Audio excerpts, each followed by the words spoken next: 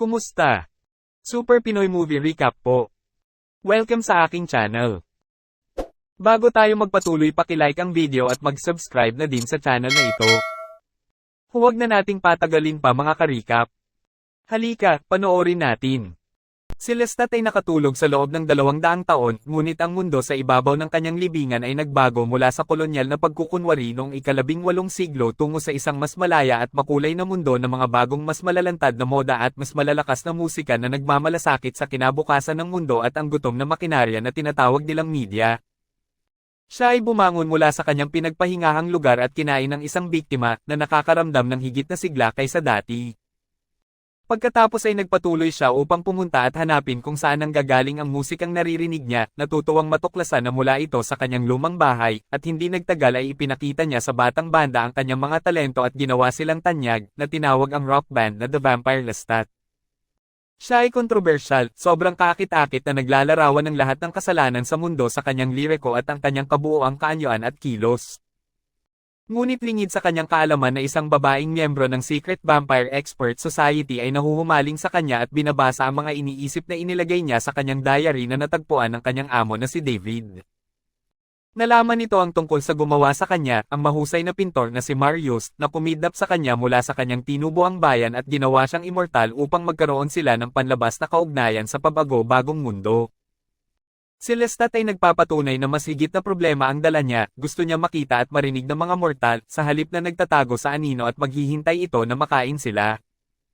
Natututo siyang tumugtog ng violin na parang anghel, ngunit pinatay niya ang isang gypsy girl at ang kanyang ama matapos ihayag niya ang kanyang mga supernatural na katangian habang nangangaso kasama si Marius. Pagkatapos ay natuklasan niya ang lihim na silid kung saan nakatulog si Reyna Acacia at ang kanyang hari. Nagpatugtog si Lestat ng biolin para sa kanya, at nahulog ito sa bitag, at pinainom ito ng kanyang dugo.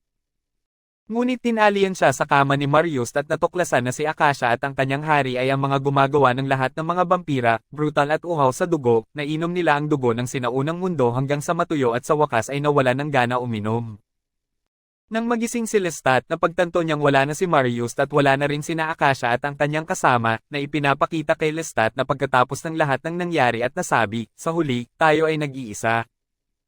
Ang mas naintrigang si Jessie sa nasabing nocturnal heartthrob ay pumunta sa isang vampire club sa lumang seksyon ng London, para lamang biktimahin ang grupo ng mga yuppie vampire at nailigtas ito ni Lestat. Sinabi ni Jessie sa kanya ang tungkol sa pagbabasa nito ng kanyang diary at tinanong siya tungkol sa kanyang violin, na sinasabi sa kanya na hindi niya ito makakalimutan. Umuwi siya at tiningnan ang kanyang treasured instrument. Kinabukasan ay mayroon siyang press conference kasama ang kanyang banda at nagdulot ito ng gulo sa tao at mga vampira, na sinasabi na ang mga immortal ay dapat na pumunta at hanapin siya sa kanyang nag-iisang konsyerto sa Lambak. Di nagtagal, pagkatapos siyang binisita ni Marius at narinig na si Acacia ay nagising at ininom ang lahat ng dugo ng kanyang hari hanggang sa mamatay. Ngayon ay hinahanap niya si Lestat, gayon din si Jessie, ngunit sa iba't ibang dahilan, hinahangad ni Acacia na gawin siya na kanyang bagong hari at gusto ni Jessie na matuto ng higit pa tungkol sa immortalidad mula kay Lestat. Gabi bago ang konsyerto ay halos magkatotoo na ang hiling ni Jessie, dahil halos gawin siyang vampira ni Lestat, ngunit nawala ito na nagsabing hindi niya talaga gusto ang dark gift. Sa konsyerto, nagtipon ng mga vampira at sinubukang patayin si Lestat, ngunit tinulungan siya ni Marius na labanan sila. Sa concert, pinasundo si Jessie ni Meheret. Nang dumating si Acacia ay agad niyang pinalipad si Lestat patungo sa isang island resort kung saan pinatay niya ang buong populasyon at nakipagtalik sa kanya sa isang halo ng mortal na pagtatalik sa isip at pag-inom ng dugo mula sa kanya. Nagising si Jessie sa bahay na tinitirhan niya noong bata pa siya, na manghasa nakita niya ang kanyang tita Meheret na hindi tumanda at isa itong vampira. Samantalang sa isla, si Lestat ay nakakalakad sa ilalim ng araw at sinabihan ni Acacia na sakupin nila ang mundo muli. Siya ay nagtanong kung ang kanilang kaharian ay kasama lamang ang mga bangkay at siya ay tumugon sa isang napakaligayang apirmasyon sa kanyang teorya. Sa wakas ay nagtipon sina Marius, Meheret at lahat ng iba pang matatandang vampira para gumawa ng plano laban kina Acacia at Lestat. Ngunit sila ay nag-ambala ng pagdating ng Reyna kasama ang kanyang bagong hari. Sinabihan niya si Lestat na patayin si Jessie, at paukutya nitong sinabi na, balewala sa kanya ang babae at kinagat ito sa leeg. Nag-collapse si Jessie at sinabi ni Acacia na si Lestat ang pinakamasunurin, uminom ito muli sa kanya, ngunit hindi siya tumigil at ibinalibag niya ito. Inatake siya ng iba pang mga vampira, ang iba ay nagiging alikabok, ang iba ay nakalusot at ang iba ay nakaligtas. Nang lumapit si Lestat upang igawad ang kanyang combo finish, pinigilan ito ni Akasha.